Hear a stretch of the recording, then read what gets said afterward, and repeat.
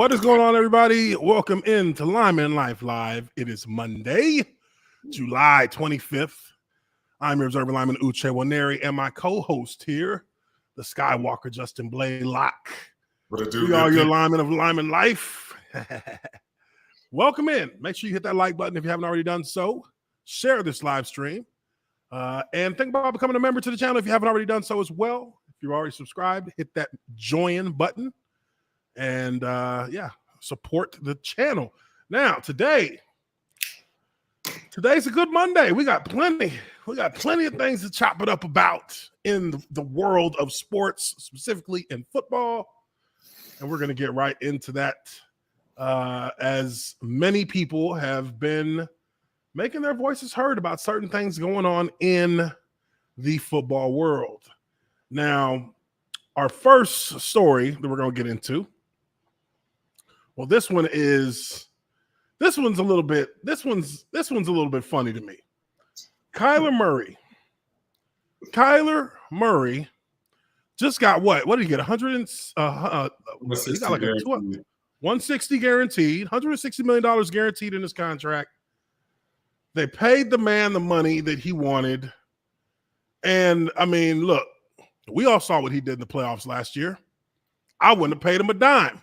I'd have been like, nah, you don't granny toss a football in this league and give it up as a pick six and expect to get money the next season. That's not going to happen. You're going to have to fix that first. But as you can see here, let me share the screen. Kyler Murray got that $160 million with a little bit of a caveat attached to that contract. They said, motherfucker, we gonna need you to start studying film. That's such a tall ask. And you know, when an organization has to put it in your contract, we need independent study to be done by the player for at least 4 hours a week, every week during the season. It means somebody went back and took a look at what you were doing. That is so little study. I mean, that's an hour a day. They set the bar so low for him. For the nights that you practice, that's an hour a day. Yes, they want him to study film for 1 hour a day. I mean, this is like bottom of the barrel. They're saying, look, bro, please, can you do 2 hours? No. 90 minutes, please. Come on. Come on, man. Work with us here. We're giving you money. Work with us. We gave you all the money. We can't afford anybody else. So you got to do it all by yourself now. This is an independent study addendum between Arizona Cardinals, the club, and Kyler Murray, the player, for the contract years 2022 to 2027 and club option for 2028. Now, I know for many people, they're going to look at this and be like, what is it? Too long didn't read, TLDR? Yeah. So I'm going to go ahead and make it. I'm going to go ahead and suffer for you and read through this contract because, this is one of those few moments where a fan, somebody who's on the outside and hasn't been behind the curtain, can take a look at some of the ways that these contracts are made up. And this is just a unique situation, but it's worth just kind of going through how a team literally has to hold the player's hand through his contract in order to get him to do what they want him to do. Now, look, he got him. They paid him. He got him. I can't be mad at him. But at least they're trying, begging him, hey, man, we're not going to make the Super Bowl unless you play a little bit better. You did granny toss a football in the back of the end zone straight to a defender who ran it back for 6. Kind of looked bad. But it says here. That is best this independent study addendum is attached to and forms a part of the NFL player contract between Kyler Murray and the Arizona Cardinals Football Club. This addendum modifies the contract only to the extent specifically set forth herein. In all other respects, the contract, including any other addenda thereto, remains unchanged and in full force and effect. terms defined in the contract shall have the meanings given them in the contract when used in this addendum. 36. I say all that to say the contract does what the contract says. Exactly. Exactly. Fucking lawyers. Player agrees to satisfy the following off-field requirements. 1, the player shall complete at least 4 hours of independent study as defined below. Like, they have to define it. They have to define below what it means. You better define that shit. Because you know somebody's just going to leave that shit running. Like, hey. I got in 6 hours yesterday. Oh, you just press play and go about your business. If you haven't touched that iPad screen in at least 3 times every 30 seconds, we know you're lying. I mean, they might be doing that. I don't know. I'm sure they are. It says defined below each week, excluding any bye week, during each playing season as defined below during the term of the contract. 2, a playing season means the period beginning on the first Monday after the conclusion of training camp, as defined in Article 23, Section 10 of the CBA, and ending with the last game on this club's schedule, including any postseason games during each league year. I can't believe they have to do that. They have to spell this out. They have to tell you what a real game is. They have to spell this out for a grown man. 3, independent study means player studies the material provided to him by the club in order to prepare for the club's next upcoming game, including without limitation any such material provided via an iPad or other electronic device. Time spent in mandatory meetings shall not constitute independent study. Player shall receive no credit for independent study for any period during which the player does not personally study the provided material in good faith. They said in good faith. My God. What was this cat doing? They said, look, Kyler, sit down. Listen, so, after the LA game, we went ahead and we took a look at your iPad logins during the season as a whole. You touched your iPad 3 times during the regular season after practice. And one of those times, you actually logged into Pornhub. And the other 2, we played Angry Birds. Yeah. And you were playing Angry Birds the other 2 times. Look, son, look. We got to put it in your contract. You got to study. You saw what happened to us against LA, right? You can't do this shit. We can't live like this. God dang, man. For the avoidance of doubt, wow. Players shall not receive any credit for independent study with respect to any time periods during which any material is displayed or played on an iPad or other electric device if a player is not personally studying or watching the material while it is being displayed or played, or B, player is engaged in any other activity that may distract his attention, for example, watching television, playing video games, or browsing the internet while such material is being displayed or played. In the event that the player breaches this addendum in any respect, at any time during the term of the contract, the player shall be deemed to be in default as the term is defined in paragraph 27 of the contract.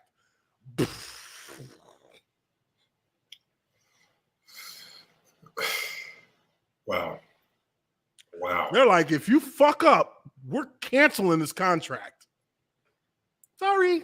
I mean, I guess you gotta cover your ass, but like, I will say that does not guarantee you performs any better. First of all, yeah. Let's kind of get straight what this means. And how do they know exactly what he was doing? Did they have a camera in his iPad?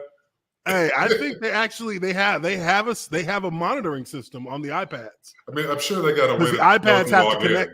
Yeah, the iPads have to connect to something when you log in, so it knows when you're using it, and it knows when you're watching film on it.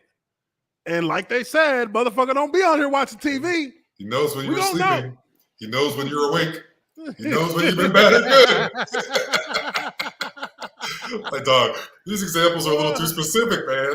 It's like they're trying to specifically tell him the things that they know he was doing that he can't do on this. Because I can only imagine. Yeah, of course he's watching like YouTube, and of course he is. Why would he y'all gave him those are like iPad Pros that they use. So it's like, no, you're gonna he's on there looking at Pornhub, coach. We got him. He's looking at Pornhub. Come on. In his defense, he was only making, $4 million last year, $5 million last year. Oh God. It's not enough to not watch Pornhub. God. This guy must have been so egregious in his lack of prep, bro. It means he wasn't preparing. That's what it means. At the end of the day, it means he wasn't preparing. They hit him with the Jamarcus Russell tapes. Oh, yeah. Hey, I wouldn't doubt it for a second. Or something crazy. Maybe not a blank tape, but something crazy on there just to see if, he was saying anything. They probably put a zip file with the password on it with film work on there and was like, hey, here's your film and here's the password for it and blah, blah, blah. And he's like, okay, cool. And they not knowing that they waiting and they watching every week to see if he opens up the film. They give him every week. He'll never open it up. Yeah. For look, people, for a football franchise, I've never heard of this. I've never heard of a player's contract having an amendment in it or an addendum in it that requires him to study film, specifically hey, we need you to study film. And that's in your contract. And if you don't fulfill that, then your contract will be void. That doesn't happen unless, look, it had to be a serious problem, an egregious issue that they dealt with that they probably didn't talk about even to the team. They probably kept it, behind. They probably kept it amongst coaches or, offensive coordinator and head coach and owner. And they're at the end, look, when the owner comes kicking that door in after they get their asses smashed by the Rams, ask them what the hell is going on. Look, I got kids to feed. I'm finna throw this cat under the bus. Look, look, he doesn't study film at all. This is worse than Urban Meyer. Hey, the Rams got this 99 guy. He hit me 5 fucking times. Why does he keep hitting me? Why can't we block this 99 guy? He's wrecking the game. Why can't we block this 99 guy? So, look, this puts everything that we have seen from Kyler Murray in this past season into a more clear perspective, because it's obvious if you're, look, for us, it's obvious. It's obvious when we look at him. You don't see Arizona that much on the East Coast.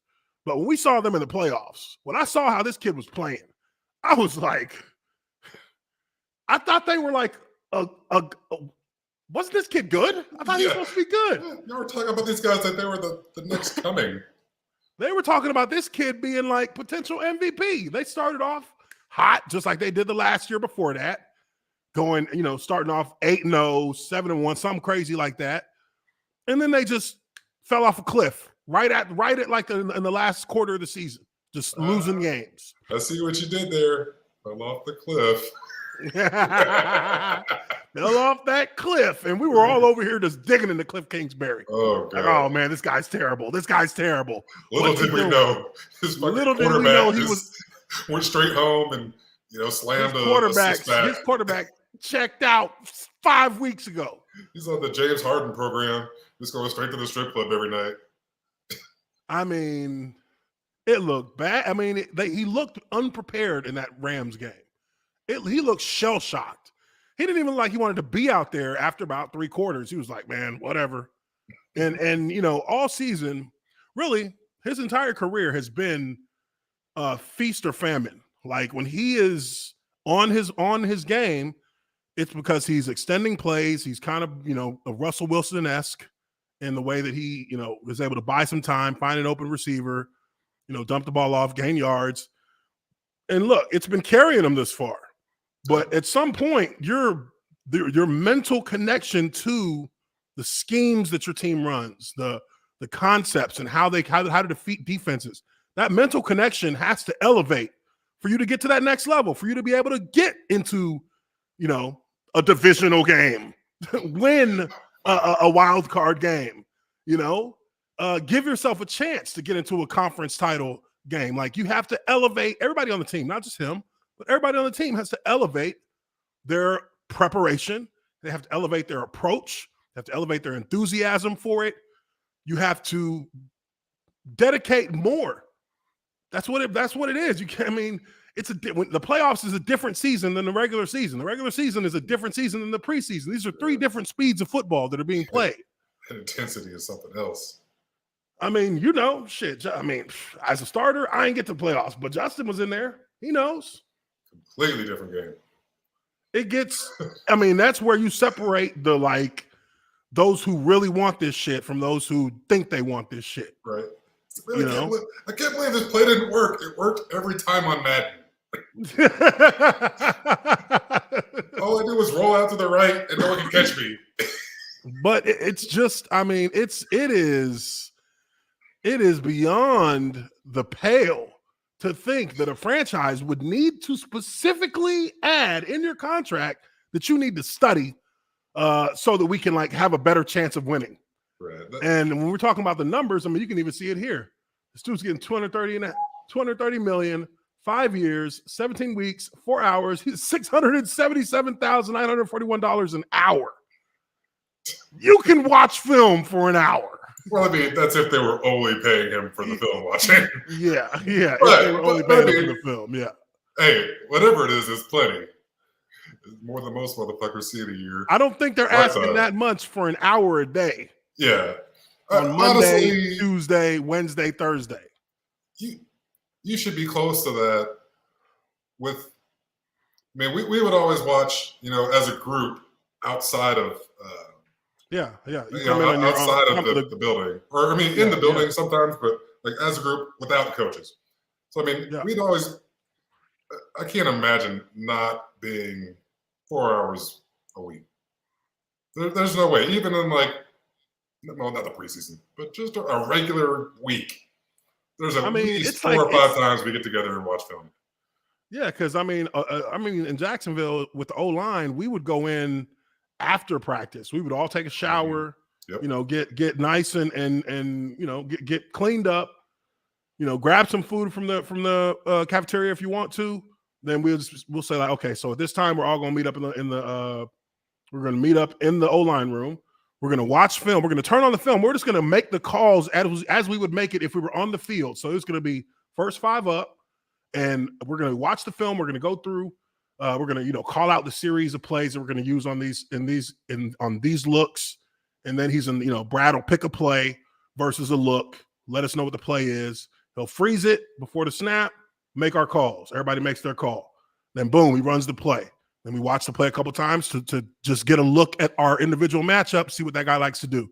What's he do on these kind of downs? Because usually, you know, the film is set up pretty well. Like, these coaches do a lot of damn work to set the film up so that it's actually set up where they're running the defense against the similar kind of run play or pass play you're going to run.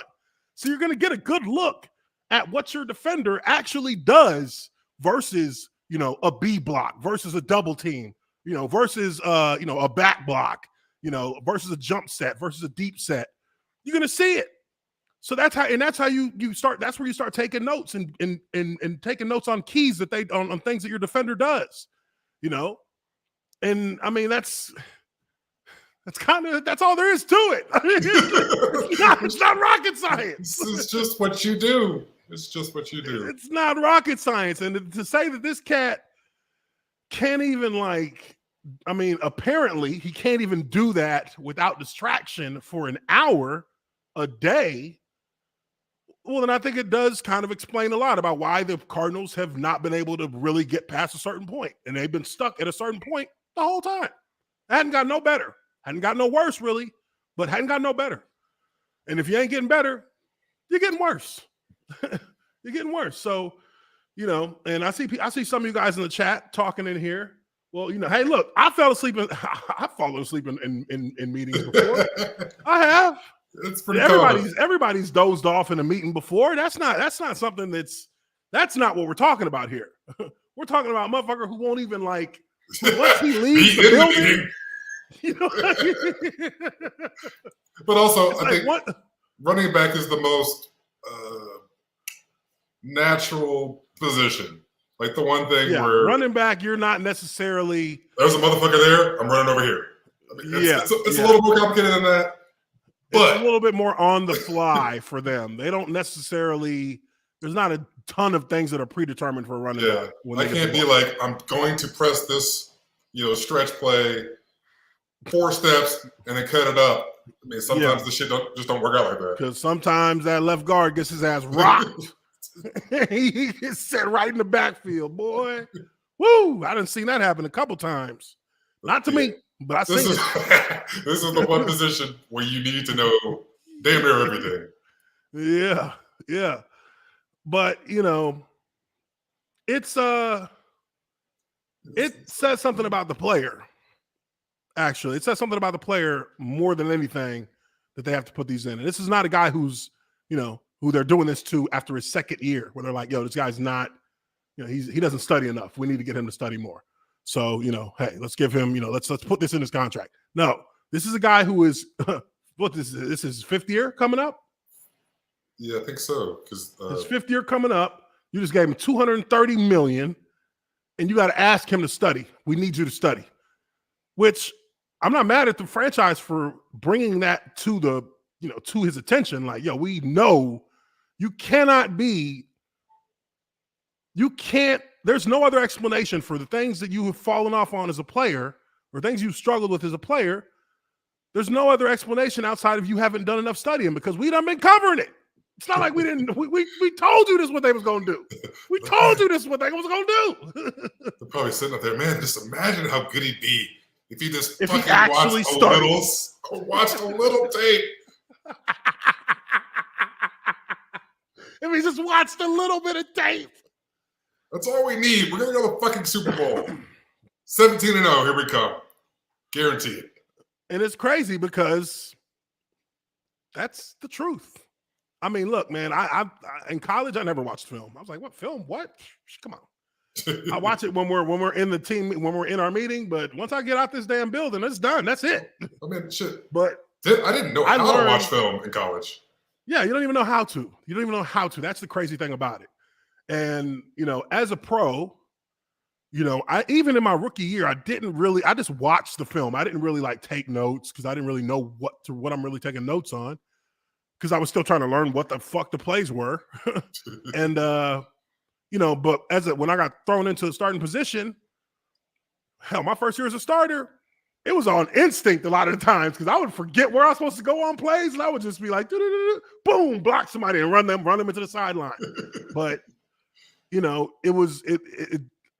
I then, because I was in the midst of all this stuff on the field, that's when I started staying longer after practice. That's when I started doing drills after practice. That's when I started taking home, because that was right before we had the huddle system set up. I started taking home DVDs to watch film. And then the next year we got in the huddle system, so you could connect on your computer at home and watch film. And man, I'll tell you what, I used to be like, man, this, I used to be confused watching film, but as you begin to learn, and a lot of times vets start teaching you how to do it. They'll say, hey, look what he's doing here. Look what he's doing here. And go back a couple plays. Look, the same situation, but different hash mark. Now look what he's doing over here.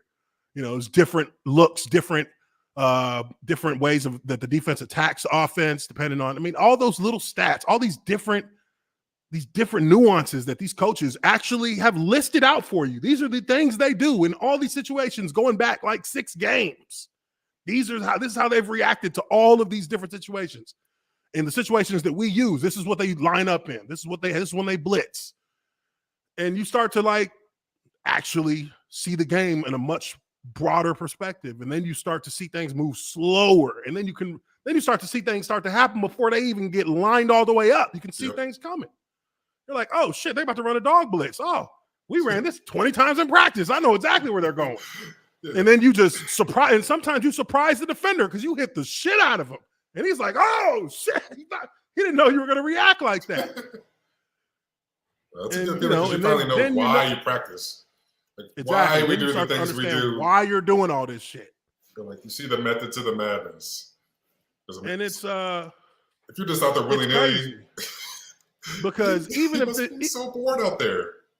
I mean, it's crazy, man. Like it must have reached a very like ugly level for the coaches to watch the film and be like, look, we've got 3 people wide open. We've got 3 people wide open. We told them they'd be open. He didn't watch his film. Like, so someone's gonna like show up to his house. Like, hey man, I brought I'm here for film study. Here for late night film.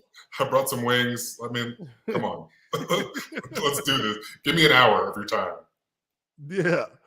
And look, just to kind of bring this thing full circle, personally, he should be embarrassed. I would be. Because now it's out there that you don't study. Yeah, he's worth a and shit. Players are going to bring that to his attention on the field. Players are going until he proves until he gets like a playoff win, and maybe even more than that, until he gets a MVP or something that shows that his consistency rate has become more reliable late in the season, because that's been the problem with the Cardinals. Late in the season, they're not reliable. They're not a reliable team. They falter in big situations. And this past season, part of that was on him. In the playoffs, I venture to say like 80% of it was on him because he buried that team with bad decisions before they could even get started. And the team that was ready and prepared at the quarterback position, they took advantage. So as a player, if I were him, I would take this as a personal challenge, a personal affront that I am not good enough. Even though they gave me this money, they're giving me this money with they're giving me this money with 6 Hail Marys being screamed in the background because they just praying to God that they didn't make the worst mistake this franchise has ever seen in its history. You know what I mean? So we'll see how it plays out. We'll keep an eye on it with Kyler Murray Kyler Murray and his situation. We'll know. I mean, we'll all know because the football season is close. We'll all know very soon whether or not he's really making a dedication or rededicating himself to being the kind of football player that he's supposed to be, the kind of football player that he's kind of letting slip through his fingers when it comes to the postseason. Because we're over here talking about Patrick Mahomes, Josh Allen, Joe Burrow, Matt Stafford. We're talking about Derek Carr, but ain't nobody talking about him.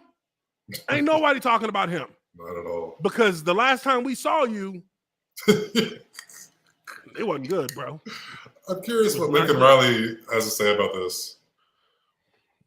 Or, Kevin Sumlin. If they somebody. Surely someone had to do a little bit of homework on the kid before they drafted him. Well, I think in that regard, it's a little bit harder.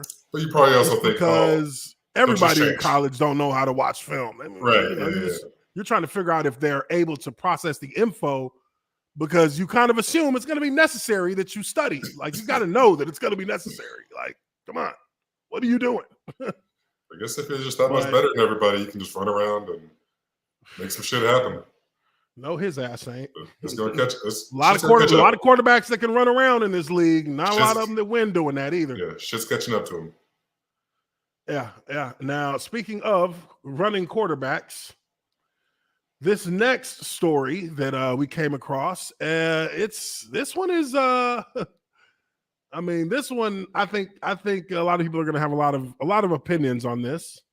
But let's take a look at it. Warren Sharp put a tweet out today. Holy shit, what a truly ignorant quote on Lamar Jackson from a current NFL defensive coordinator.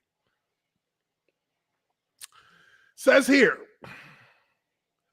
if he has to pass to win the game, they ain't winning the game. Another defensive coordinator said.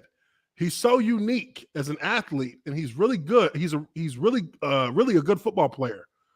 But I don't give a shit if he wins the league MVP 12 times. I don't think he'll ever be a 1 as a quarterback. He'll be a 1 as a football player, but not as a quarterback. So many games come down to 2 minute, and that is why they've had a hard time advancing, even when they are good on defense. Playoffs are tight. You have to be able to throw the ball, and he is just so inconsistent throwing the ball. It is hit or miss. Anonymous NFL defensive coordinator. First thing I'll say is put your name on it. Be a man. That's the first thing. That's the first thing. That's where that is what, this is what we would call chicken shit quote, because you can't even put your name next to this long ass statement where you made some very bold proclamations about a player who is a grown man. And as a grown man, if you're going to talk shit, you should do it with your name so that we know who, so that the person who you're talking about knows who to send their rebuttal to. So we can light your ass up. So you can get your ass drug around the world. Now, I will say this. There's not completely wrong. one name that's been making the rounds about this, and I'm not so sure. Oh God. I don't know. But the internet has went ahead and made the assumption that Jack Del Rio is the one who said this. God damn it. But shouldn't it be somebody in his division though? Oh, wait. No, they're not even in the same conference. That's what I'm saying. I would imagine it'd be someone like that sees them all the time. In division. Yeah, it has to be in division. So this is nasty. Why would they say Jack? I will say this about Jack Del Rio. As long as I've known him, as long as I was with him in Jacksonville, one of the very first things that he talked to us about as players, beginning of training camp, as you're learning, as the team is kind of giving you the ropes on how they want you to, operate in this environment. This is something that Jack was very adamant about. If you're going to make a quote to any media, do not do it anonymously. Mm-hmm. That was like a principle of his. Yeah, if you quote something, you put your name next to it. Don't be a coward and do it anonymously. Yep. And that is something that he said every year, and he took time to make that clear to the players. Yeah, that was big for us. If you're going to quote, then you quote with your name. If we see people quoting anonymously, then we know that you're a chicken, that you're a coward. So knowing that part of it, as somebody who played with him, I would say I don't think it's Jack Del Rio, because I don't imagine the Jack Del Rio I know would not put his name on that quote. Because even with the shit that he said, I mean, he's already put his name on something way worse. He's like, oh, I wish I had just said this. Yeah, it was just dust up. Fucking dust up. You understand me? Oh man, he's put his name on his quotes. Yeah, even as bad as they've been, he's put his name on the quotes. He's definitely a stand-up guy. So that is not. I would say that it's not Del Rio, because that is something that he has held consistently true to as long as I've known him, even in the worst situations in the media limelight, which he just had a bad situation a couple weeks back. Hell, they got him off Twitter completely. He's gone. Account deleted. So I don't think it's Jack Del Rio. I do agree with Justin. It's got to be somebody in division, because only in division has that much hate for you right here. This is hating right here. There's no doubt. This is hating. This is straight. I hate this motherfucker. I'm tired of him. If I was in the AFC, AFC North, yeah, or AFC East, I would be talking cash shit about Tom Brady if I was another player. No, he ain't the best quarterback in the NFL history. That bitch sucks. He's lucky as hell. That some bitch, he got all that great coaching coming from Belichick. No, he ain't the best. So it has to be somebody from in conference now, or in division. Now, Warren Sharp goes to great lengths here to back Lamar Jackson. I will say this. Lamar Jackson is a good quarterback. Lamar Jackson started his career as a pretty damn good quarterback, as a great quarterback, matter of fact. The last 2 seasons have not been the same. Doesn't mean he's not a great quarterback. It means he is going through a slump. And part of that has to do with injury. So you have to, and part of that has to do with he doesn't have a great offensive line.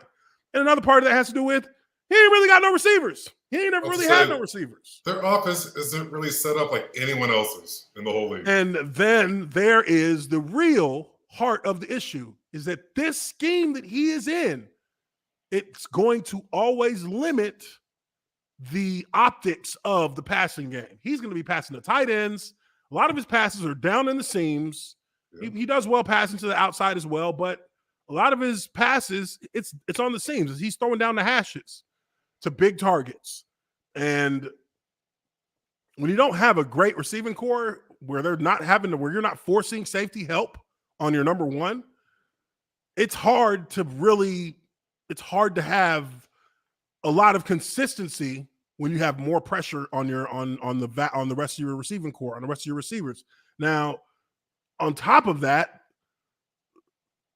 this scheme is built run heavy. It's built to be a run heavy scheme, a scheme that,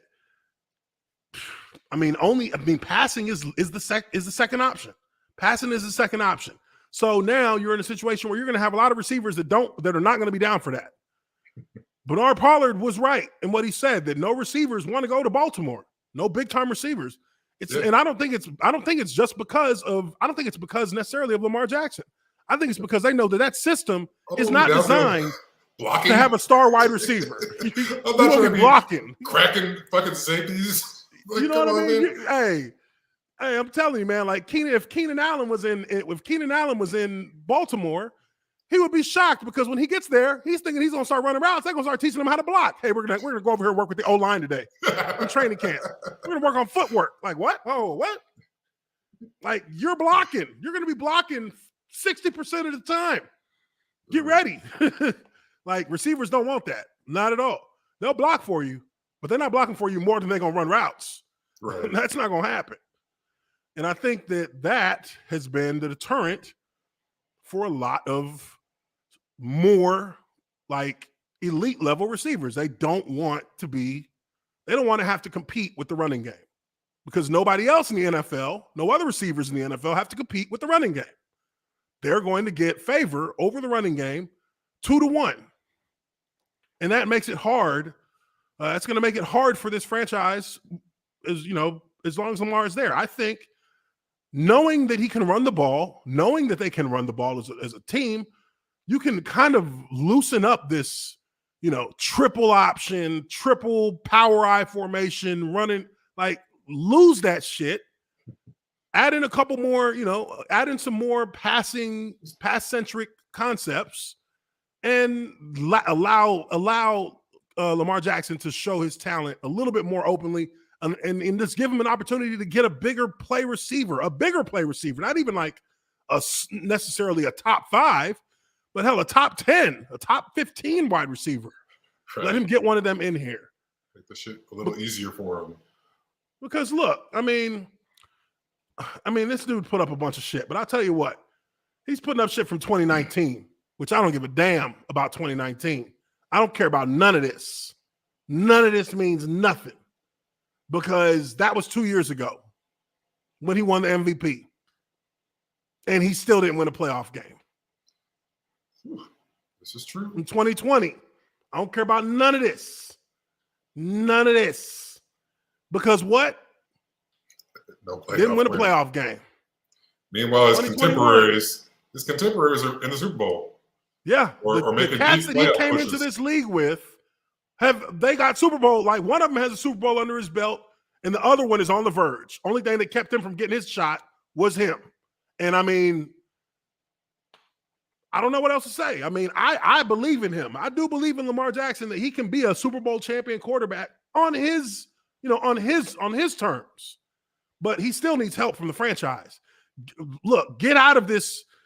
The problem is when teams know that you're going to run the ball before you pass it. I mean, they know that's your identity. They know that that they can lean on the running game a lot. They can put pressure on the run game and force you to pass it more than you run. Then they feel like they're going to be in a better position because you don't have a very deep passing playbook. Right. And you don't have the personnel on the outside to be a serious threat as a passing team. You got to change that. You do. You got to adapt a little bit here, and you got to because he can throw the ball. His stats say he can throw the ball. Oh, no question about it. I mean, he's always had good stats, even going back to Louisville. His stats say he can throw the ball. Flat out gun it. But you're not doing yourself any favors. He can gun it, but it's hard to get in the rhythm also. It's going to be really tough for him to get in the rhythm if you're, doing these fakes and then taking off the ball 60% of the time. And now all of a sudden, we're down in the fourth quarter and now the clock is an issue. You can't really run the ball as much. If you need to make a comeback in the fourth quarter, like I need to stop the clock or, get big chunk plays. So you're going to have to do some more traditional looking offense. Now, you can still hit this in coming off a timeout or, you get out of bounds or something like that. Sure. But it's also like a college program, changes offense. You got to recruit new people. You got to recruit new people. If I'm at Georgia Tech running the fucking wing T and then I get a 5-star quarterback that can throw the ball 50 yards, like I probably don't want that guy running fucking triple option. But oh crap, now I got to get linemen that are pass blockers. It's not so easy as just the one guy. And I mean, look, and then really there's the matter of whether he's going to get paid.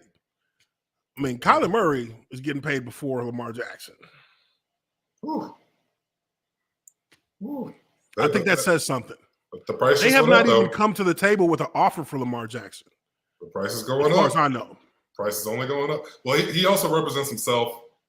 He represents himself. But they have not, as far as I know, we haven't heard that they've offered him anything. I think he's been unwilling to do anything during the seasons. Which, if you have an agent, they can work around the clock and you don't have to fucking be distracted. But if you, and look, man, and I'm looking at this and I'm looking at all these numbers and it's making my head kind of spin because it's like all of this is for okay, so a lot of this stuff that he's talking about are for players. He's saying nobody's saying he can't play. And a lot of these stats that he's putting out here as, the best in NFL history for a player before they reach, at the age of 24.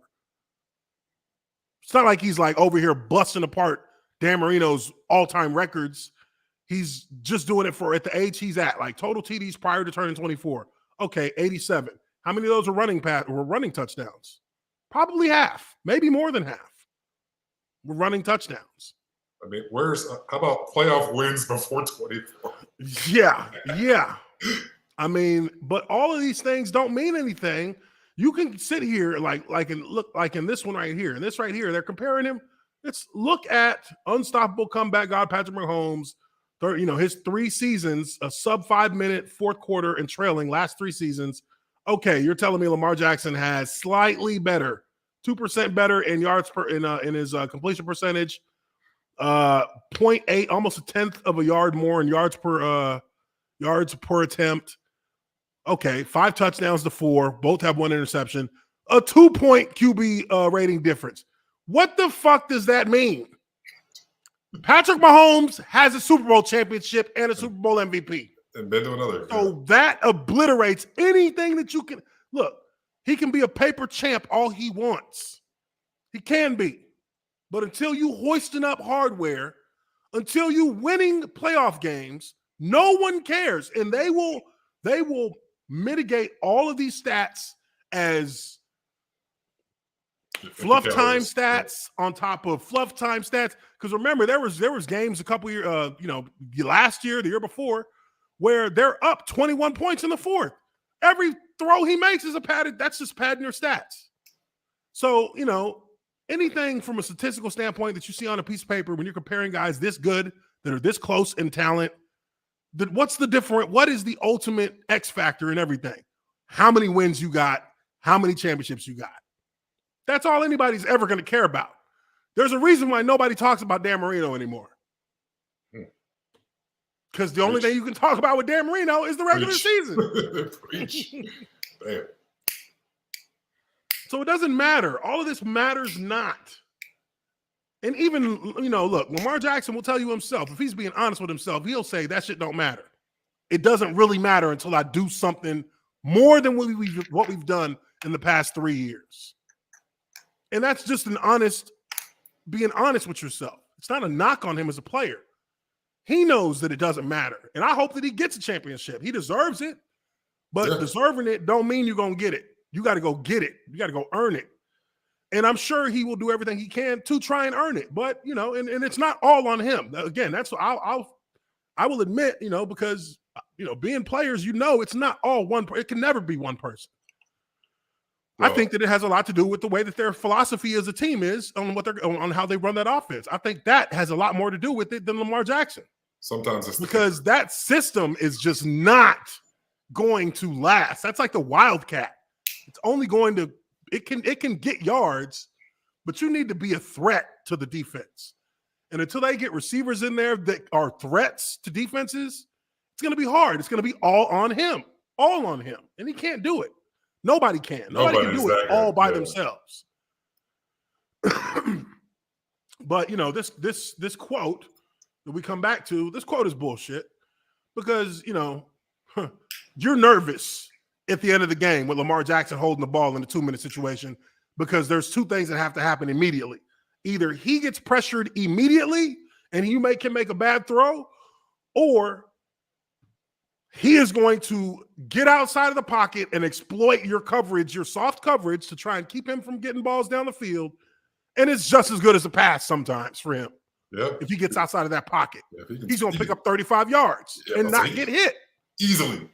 And still just but that can't happen every play. He can't do that every play. Right. He's going to have to be able to throw it.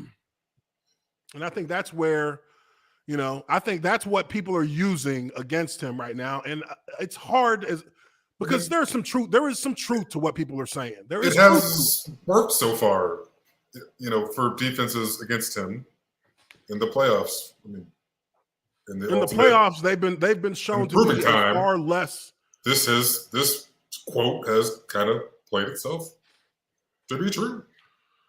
I mean, the quote is a harsh quote, and it's really it's ignoring what he has done. It is. Oh, I think he's a fantastic player.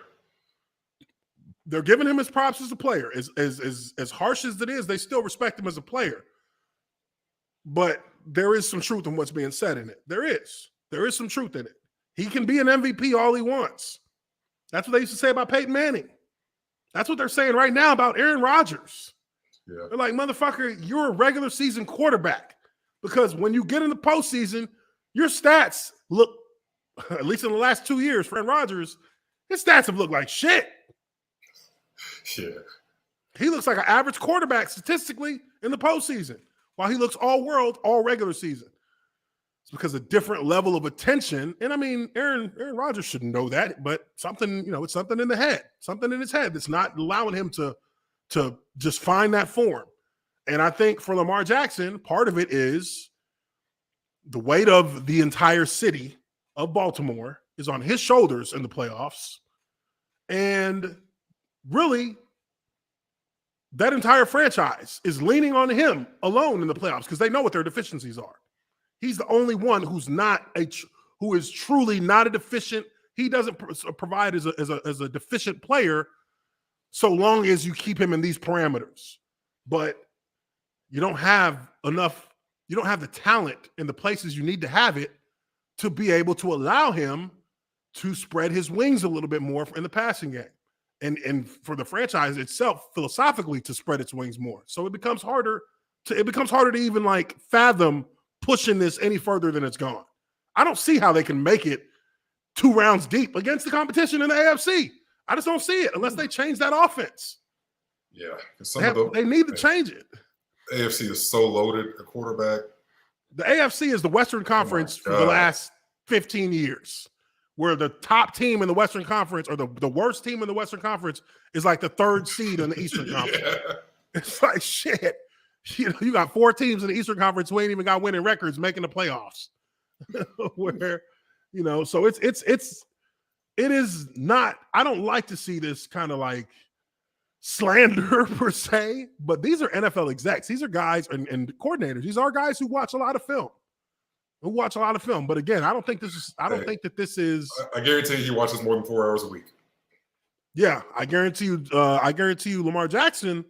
I know he watches film. I know he studies film. Well, I mean, whoever the DC is watches more than 4 hours. Oh yeah, the defense coordinator, definitely. Definitely. They're probably watching 4 hours a day.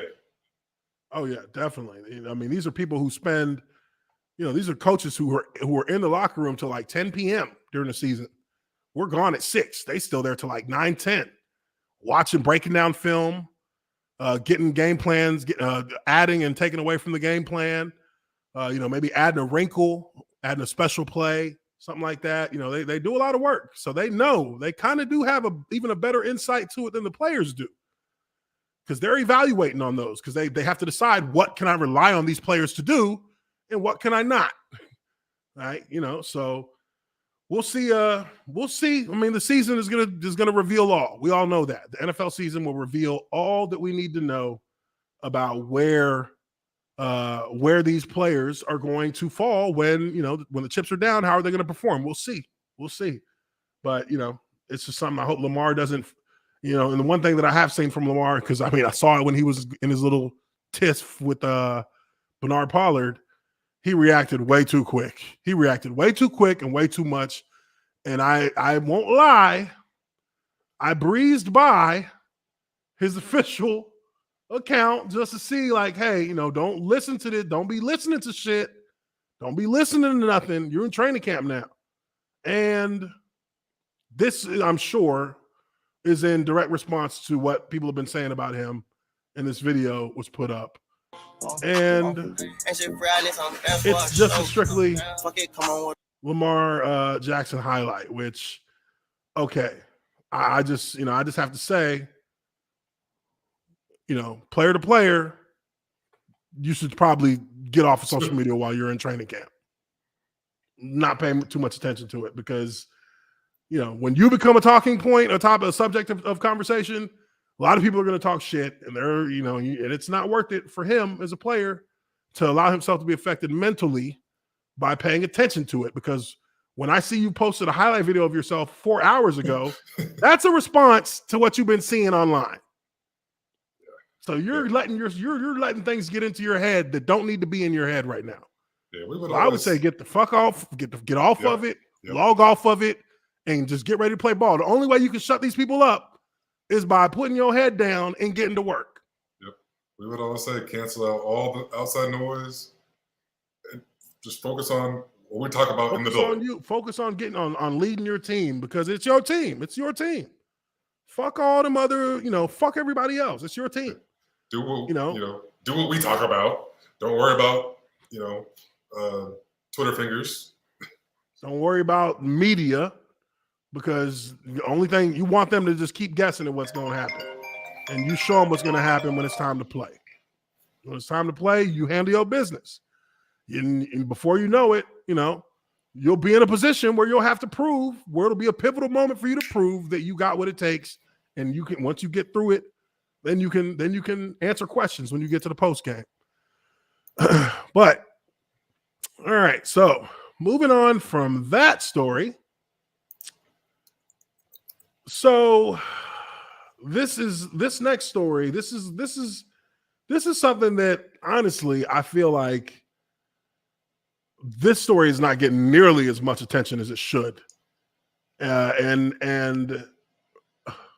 I mean, one can only imagine what any other regular citizen would have to endure or be put through if this was the situation that they were dealing with.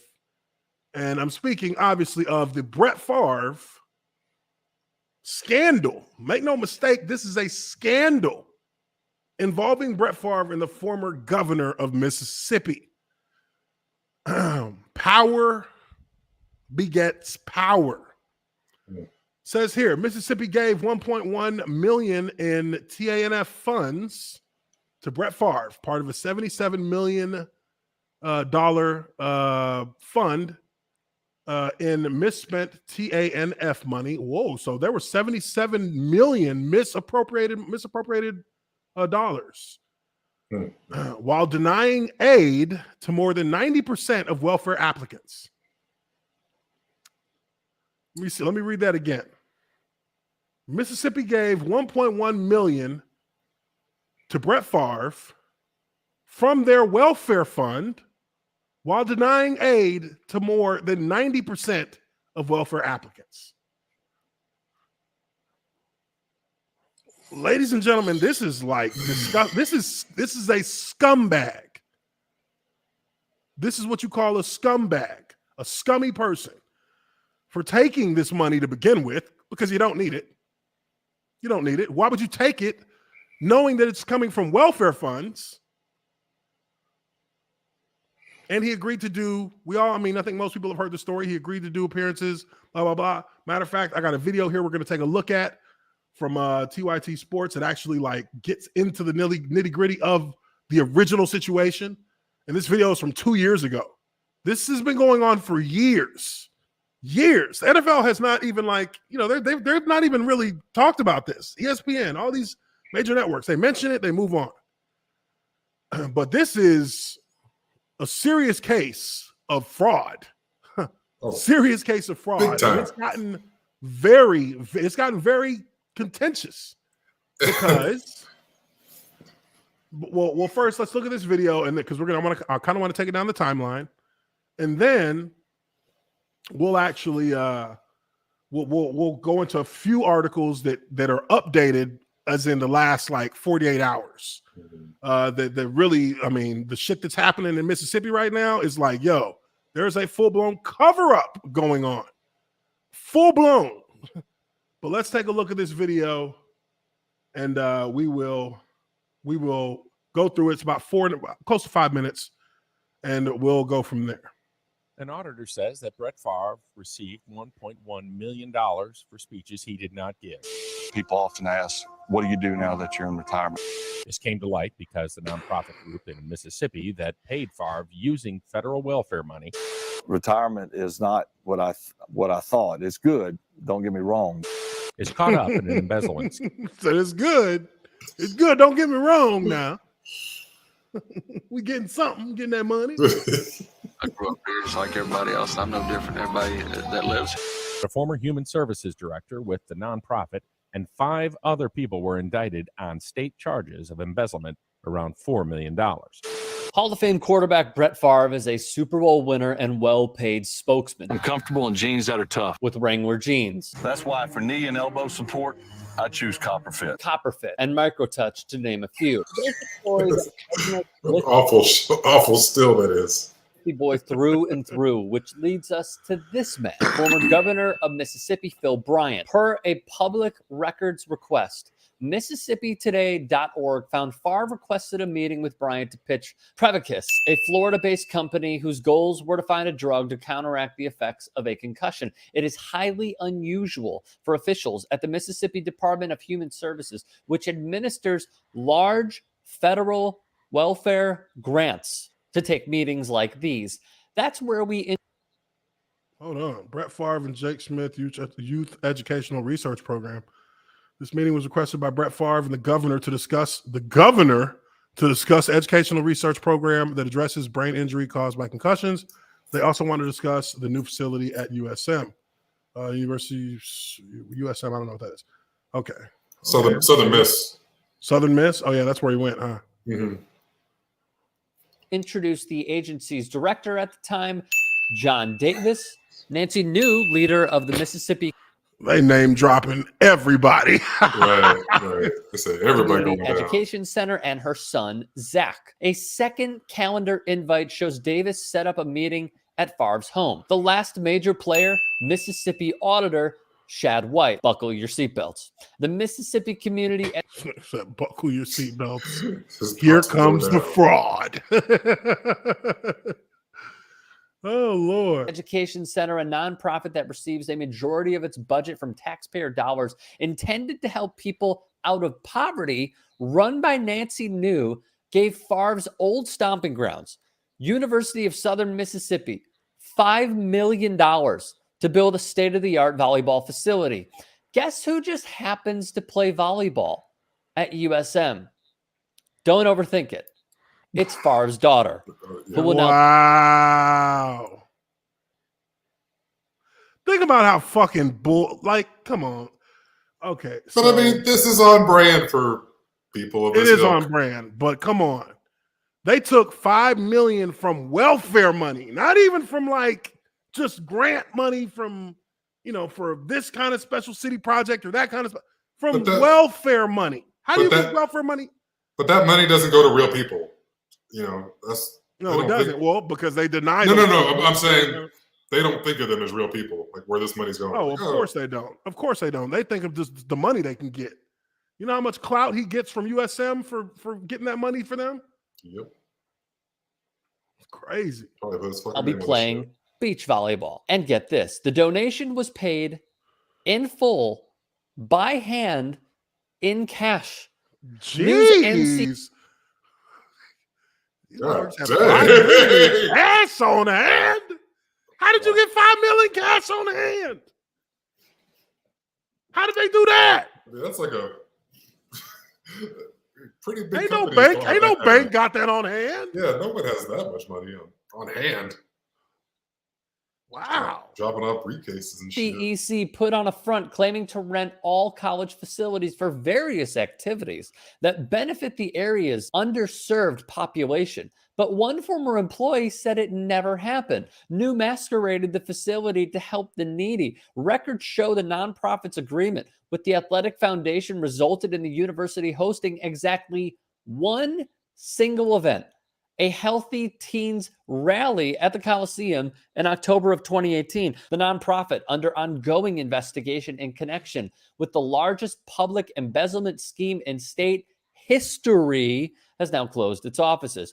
So how did it work? Davis took the job as agency director in 2016. He began granting multi-million-dollar lump sum payments to Nancy News MCEC. Davis did not make new report how her organization spent the money, now more than $65 million since 2016. That's right, you heard correct. Come on now.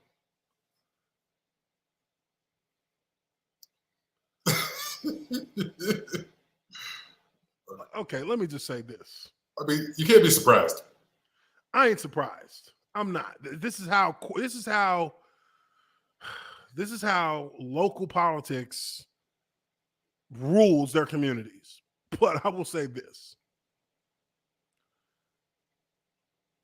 You would never see this shit be allowed to happen with black folks. Oh, of course. Come on. Listen to me. After $1 million, one of the founders of BLM, the political group Black Lives Matters, not the movement and the political group, two different things. The leader of BLM, they found out she was holding on to the money that they got in donations, and they got her ass racked and ready to roll into a cell in less than 2 years. In less than 2 years, they got her ass straight up feds. These cats have spent $65 million. $65 million. How do you spend it? What did you spend it on? Oh, they probably living good. I got to see it. They live good. You could probably buy the whole state of Mississippi for about 50. So. For real, hey, real talk. They gotta be going crazy. That's about it. That's about all it's worth. Shit. They got to be going crazy. The state did not enforce a provision in their state agreement to submit financial reports. Out of $135 million in, they're not even asking you to show what you did with the money. I mean, this is like out in the open fraud. Out in the open fraud. What do you expect from politicians? I mean, this is what they're best at. I do expect politicians to be blatant with their corruption to an extent. But usually you don't want the numbers to just be astronomical where it's like, yo, I can't even explain that away. Like, oh man. Corporations don't use that much money in a quarter. You just like, yeah, I just took it. You know what I mean? Like, woo. All right, let's keep going. But Jesus Christ. agreement to submit financial reports.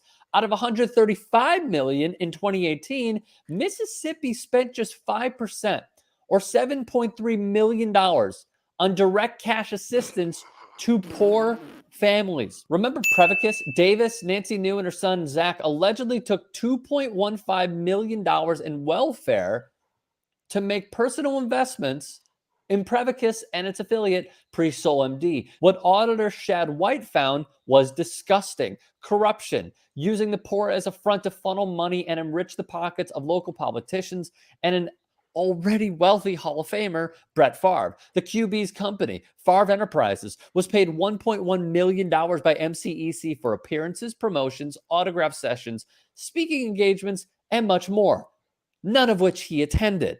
MCEC bought 3 cars with welfare money, each worth more than $50,000 for New and 2 sons. Salaries, cell phones, and other expenses were also paid using welfare money. The vehicles included a 2018 Nissan Armada, a Chevy Silverado, and a Ford F-250. In each case, the vehicle... That's when you know you got them. That's when you know you got them. What cars they get? Yeah. F-250. Got him. It was him. Chevy Silverado. Got him. Nissan Armada. Got him. Because those are the only kind of cars motherfuckers buy out there. was registered to MCEC, but auditors said the vehicles were used for personal use. And that, my friends, is just the beginning. Whew. This is about to get juicy. My goodness. All right, so that was 2 years ago. 2 years ago. Okay, so this is let me look real quick just to make sure. Okay, so let's go with this article, because this article actually is from the last 48 hours, I believe, last 24 hours. And it adds a little bit more context to this that I think we can all appreciate. Mississippi Today, nonprofit Mississippi News. State fires attorney probing former governor Phil Bryant in welfare scandal lawsuit. Brady Pigotte, who was zoning in on high-profile welfare scandal players who have so far escaped legal scrutiny, says his firing was politically motivated. It is unclear whether the termination could weaken or end the state's ongoing civil lawsuit. See, this is the stuff right here where they give themselves away. And the reason why I believe they fired this gentleman, Brad Pigotte, is because he actually submitted a subpoena for the former governor and for Brett Favre to come and be interviewed under oath about their connection to the situation. But let's read further. The state welfare department has fired Brad Pigotte, the former U.S. attorney it contracted to claw back millions in misspent federal funds from dozens of people in Mississippi's sprawling welfare scandal. So they fired the guy that they hired. The termination comes about a week after Pigotte filed a subpoena on the University of Southern Mississippi Athletic Foundation for its communication with several notable people, including former Governor Phil Bryant, to get to the bottom of why it received $5 million in welfare funds to build a volleyball stadium for Brett Favre's daughter. All I did, and I believe all that caused me to be terminated from representing the department or having anything to do with litigation, was try to get the truth about all of it. Pigotte told Mississippi Today hours after his firing on Friday. People are going to go to jail over this. At least the state should be willing to find out the truth of what happened. Like that accent? Yeah, I want to go with Foghorn Leghorn. I say now. I say now. In all fairness, they're taking it easy on this guy, because usually that person comes up missing. Yeah. When you start fucking with the money like this. When you start pocketing that kind of money, but see, this is the thing. The people who were pocketing it were the people at the very top. The governor. How does the governor get a $5 million loan to a university with welfare money? When has a university ever needed welfare money? They charge about $100,000 a year for one kid to go to school. Right. Even in the trash-ass Mississippi education system. Even in trash-ass Mississippi, even trash-ass Southern Miss. Like, come on. Shit, they get millions every year. Says here, it's unclear how Pagot's termination will affect the welfare agency's civil lawsuit, which promised to probe players in the welfare scheme and answer questions that current criminal proceedings wouldn't. Just last week, Pagot had scheduled depositions with key players in the scheme, including former NFL quarterback Brett Favre,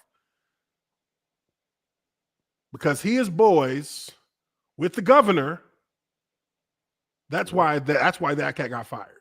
Because I mean, come on, we already know that Brett Favre got him $1.1 million for his company. And then the other company, Phil, they're getting close. You gotta do something. Yeah, they're getting close. They're getting close to him. Get this motherfucker out of here. He said, "Hey, you know that former governor came kicking in the door to freaking the head DAs. I want that son of a bitch gone, and I want him gone right now. I want him gone. Oh shit! You goddamn son of a bitch! You gonna ruin my legacy."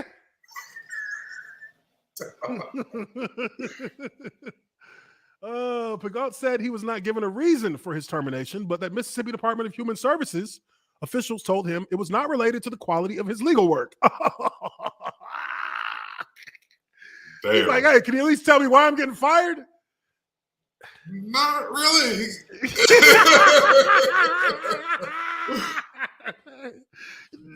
Nah, we can't tell you, homie. Sorry. You're doing a good job, though. You're doing great work. But we gotta let you go. We gotta let you go. We gotta go in a different direction. Officials at Mississippi Department of did I already read that? Oh no, okay. Officials at the Mississippi Department of Human Services and the Attorney General's office, which had to sign off on Pagot's contract. So the Attorney General office had to sign off on it. Wow. And is included on the civil lawsuit, did not return calls Friday. Of course they're not. Motherfuckers going golf first. He said, I'm not dealing with this shit till Monday. Fuck them. Pagot said both agencies were aware of his intent to subpoena the Athletic Foundation days before he filed. So they were probably sweating bullets. It was like, no. We didn't mean that. We didn't mean find out for real who did it. We didn't mean that. Come on. Shit. What are we going to do? Fire him. We can't just fire him. God damn it. Here comes the governor kicking in the door. God damn it. I want that son bitch gone. Shit. Oh my God.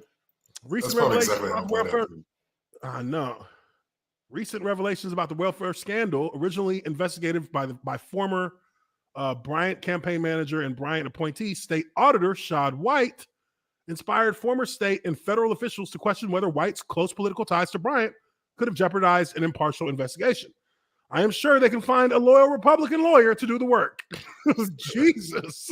He's not pulling any punches.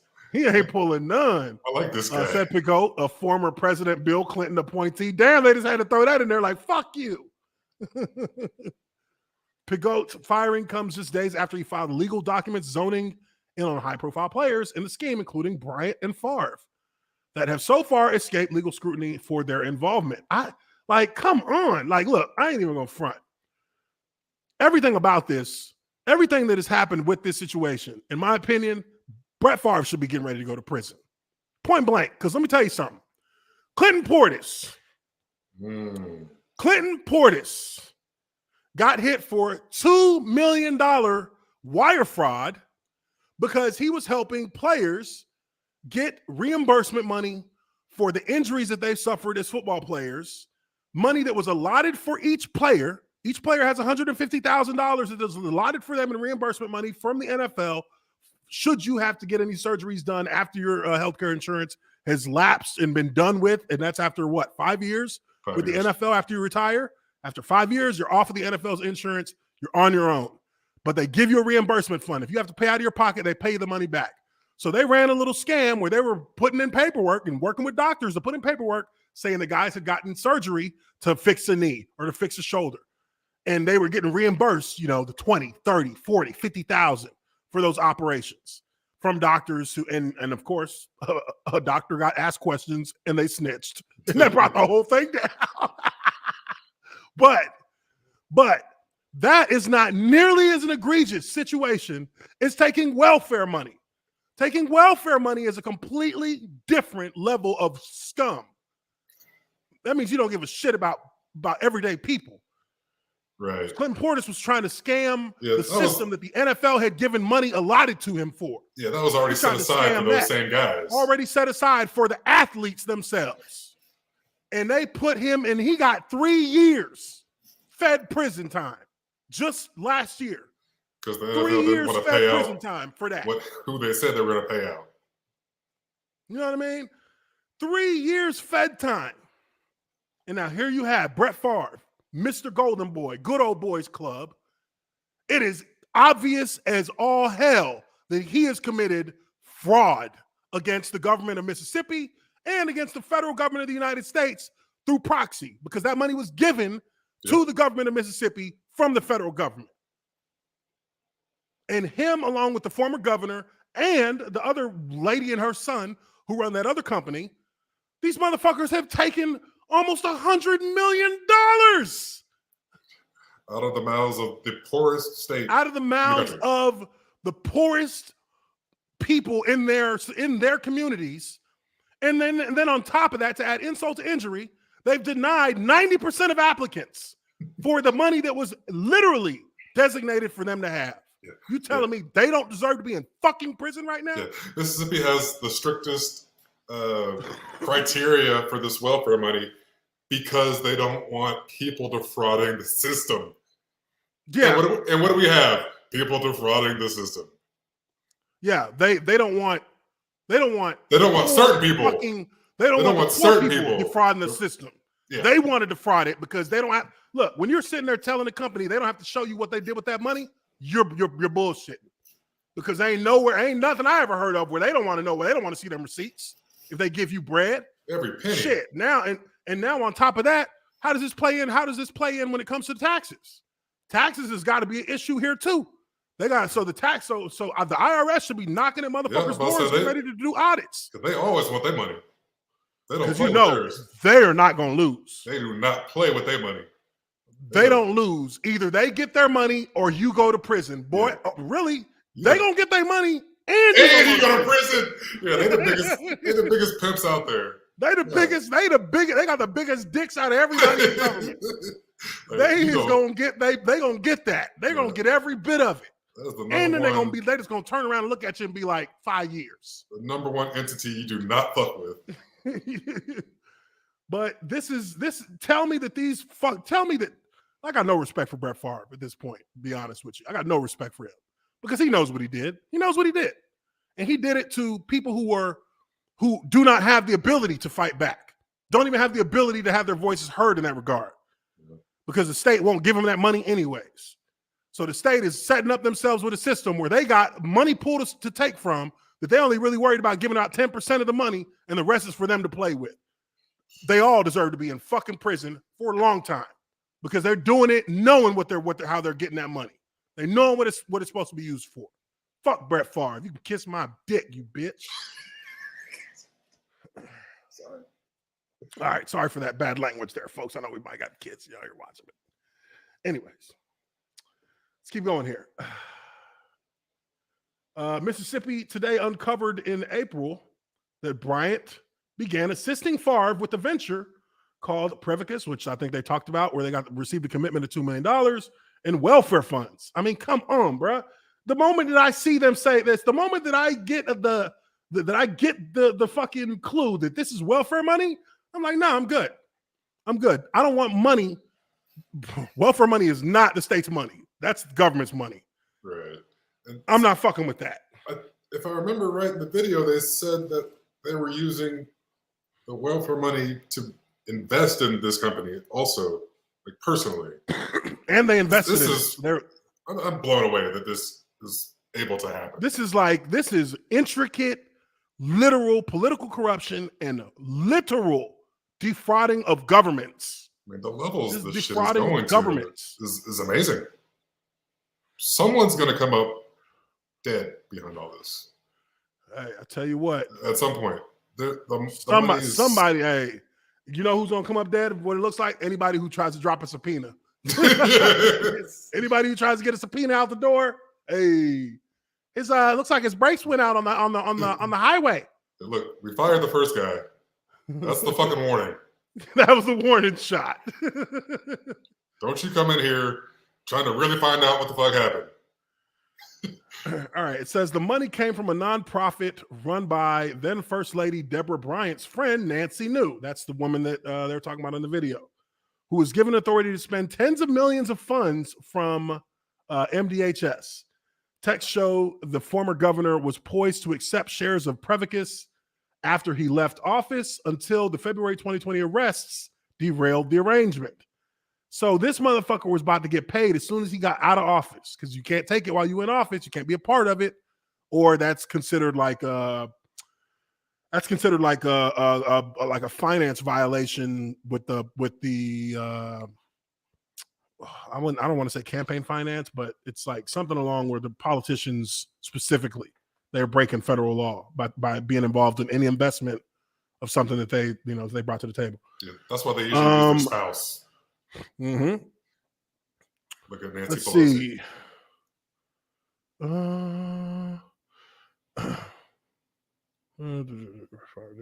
Okay, Phil Bryant has had his sights on a payout as welfare funds flowed to Brett Favre.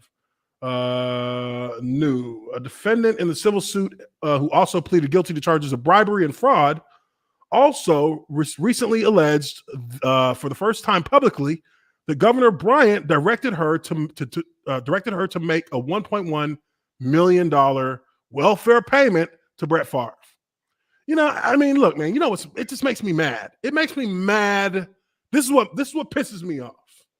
What pisses me off is that these motherfuckers will sit and talk about people on welfare cheating the system for $150 extra a month or $1,000 extra a month.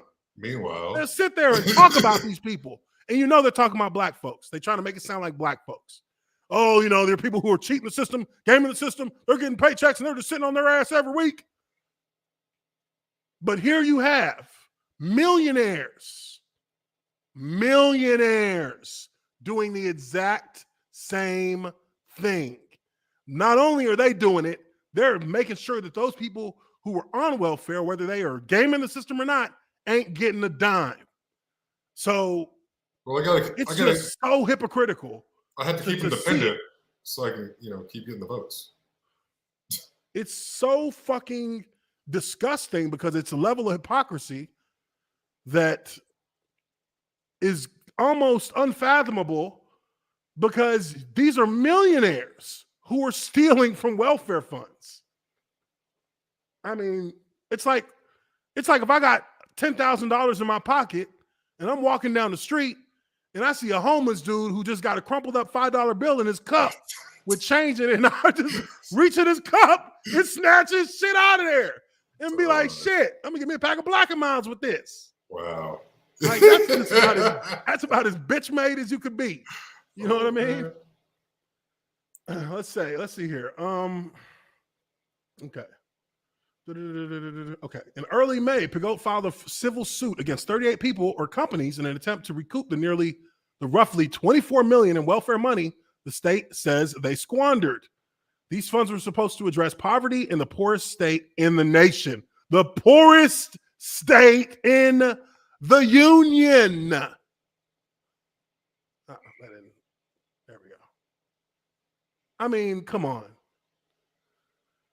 Pigott was blocked, however, from including in his initial complaint anything about the $5 million in welfare funds that went to build the USM volleyball stadium, protecting USM. For what? They took the money. They knew what it was. A payment inspired by Favre. Oh, I was forbidden to do so by political operatives who regard themselves as higher up than the director of the MDHS, he told Mississippi Today. MDHS is an agency directly overseen by Governor Tate Reeves' office. Reeves appointed the current MDHS director tasked with cleaning up the scandal, Bob Anderson, who worked with Pagot in the local U.S. Attorney's Office in the 1990s and before Pagot of his termination on Friday. Before Favre connected with New to fund Prevacus, the pharmaceutical start he was investing in, he had sought her help on the volleyball project. She has strong connections and gave me $5 million for a V-ball facility via grant money. He texts Jake Vallandigham, founder of Prevacus, in late 2018. So this is Brett Favre's text messages. Right. To justify the payments, News nonprofit Mississippi Community Education Center disguised the $5 million agreement with the Athletic Foundation as a lease of the university's athletic facilities, according to the indictment against Nancy New's son, Zach New. The nonprofit claimed it would use campus property to host events and programs for the area's underserved population. We all know that's bullshit. And on to the actual purpose of the grant funds it was using. In exchange, the Athletic Foundation would build a volleyball stadium, which it called a wellness center, and includes offices in the building where the nonprofit could host any anti-poverty programs. This never occurred. They never even did that.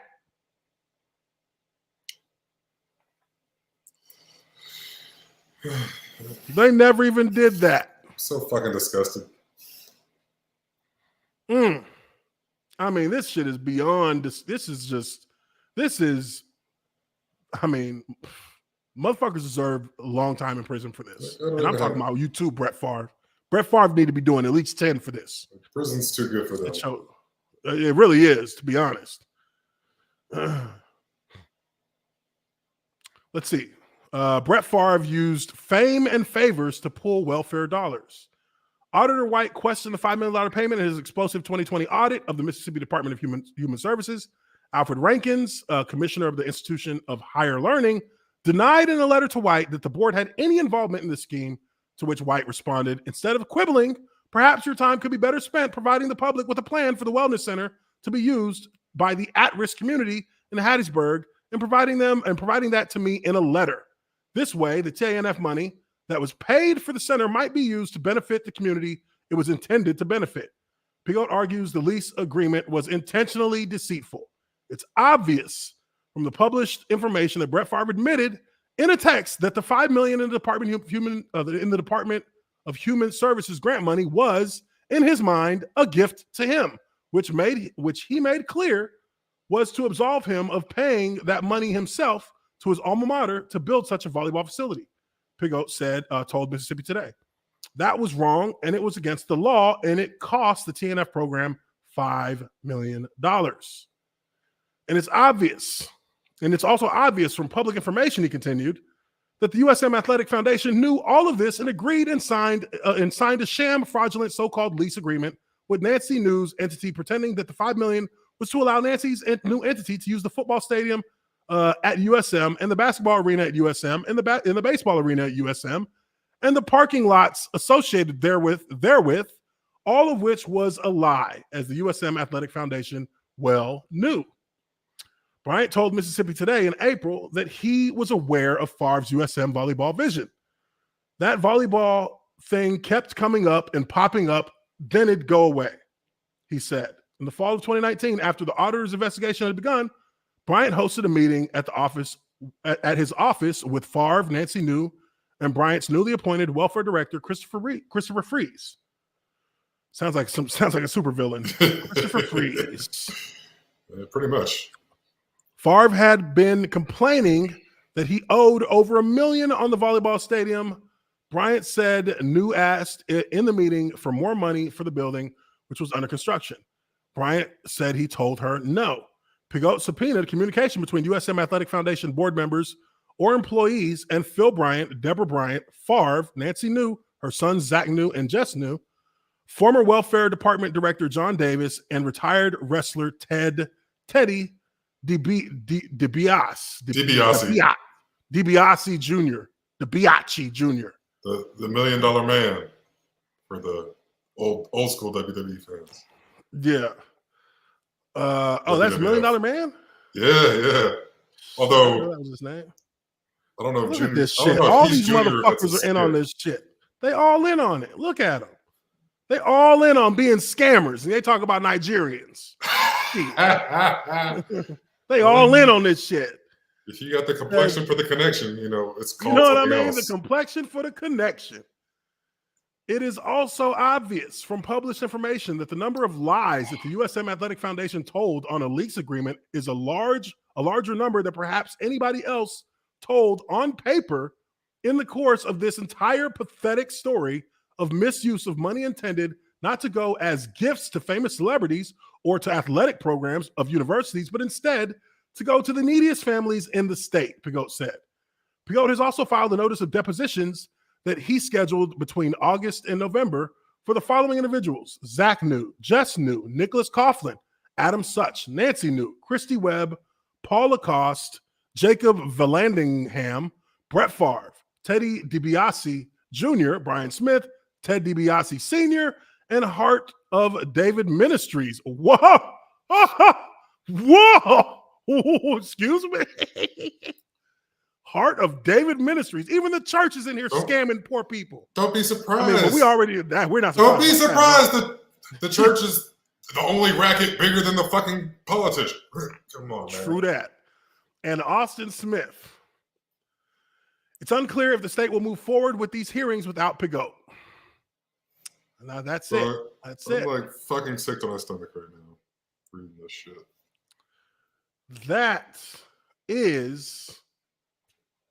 That's what's going on in Mississippi with Brett Favre. And this has been going on for years. And as you can see, they've done everything they can to cover this shit up. They are literally firing cats to cover it up. My question is, where's the federal government in this? Where is the FBI in this? The FBI should be all over this. This is the shit that somebody gets a promotion off of in the FBI. Yeah. Because it's open and shut, and it's all the big fish. All the big fish. You get them all. You can make a name off this shit. You make a name off this. That's how Giuliani made his name. Giuliani made his name running them RICO laws on the mafia. When the feds give you an alley-oop, all you got to do is just go up there and just finish it off. This is through and through the most blatant display of just criminal corruption.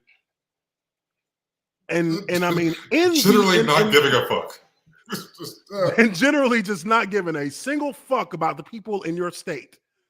From the governor all the way down to the hometown hero, Brett Favre, don't give a single shit about a single person other than themselves and the money they can get. And I mean, unless something happens, I mean, look, they're actually talking about nothing happening. Nothing happening. Like, that'd be normal. How disgusting. That would be normal. It's not normal when it's this out in the open, blatant. The University of Southern Mississippi is even blatantly complicit in this. I'm just telling you, don't be surprised. You're telling me there's not a single United States federal when they get a little fine.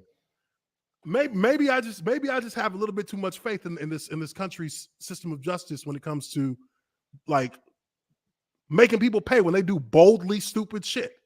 When you do bold shit like this with the government's money, with Uncle Sam's money, that's tax money for one. So that's our money. Yeah. Now you give a fuck.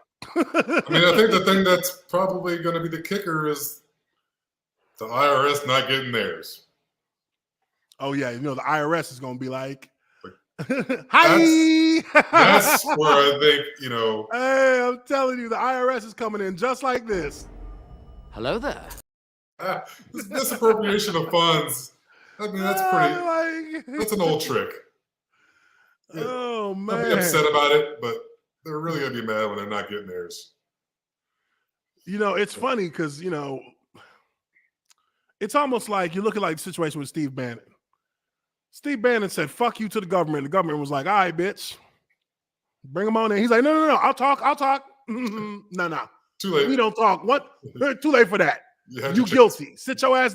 And when he got his, and when they go in to get these cats, they act like they're being treated like animals. It's like, bro, they didn't even put you in handcuffs. Right. They're like, oh, is this how we treat American citizens now? Is this how we treat us? Yes, bitch. Like we're animals? You fucking alive. For real, you lucky you alive. Shit. The last motherfucker who even ran from us, he was dark. He was a dark-skinned young kid. We put 60 bullets in his ass. Right. So you better be careful. Woo! Man, you know, it's unfortunate that people are able to do these kinds of things. And it's all public knowledge now at this point. Like, I would assume, I am going to assume that the federal government, that the FBI is actually getting, because the FBI don't really say shit till they got the case ready. Yeah. And when they come out and say the case is ready, it's usually a slam dunk. When they come out, when the FBI come out and says, we got you. They don't say shit until they're like here with the ball. Like, yeah, you feel the wind on your back. Like, what is that? Oh, they just that's in my face. Shit. Like, because you know, FBI's conviction rate is 97%. Them cats don't miss. That's because they don't say shit until they got that locked, sealed, and ready to deliver. So we'll see. Obviously, we're going to keep up with this because this should be getting talked about a lot more. It's not getting a lot of coverage. So, you know, hey, share this live stream out. We'll clip up some stuff, you know, give the main beats on this and put it on the channel as well. But this is something that should definitely be seeing much more attention than it is getting, especially at this point where now they're literally obstructing the case from moving forward by firing the individual they hired to find out what was going on. Like, don't you know how these things work? You're supposed to say, you know, after a long, diligent investigation, we found that we did nothing wrong. We found no wrongdoing. That's how it always comes out, man.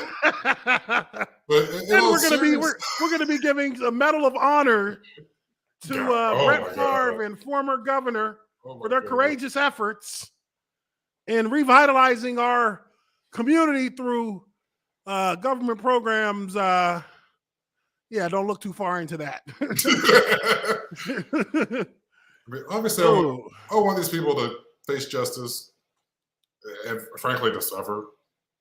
But more so than that, I hope there's some type of.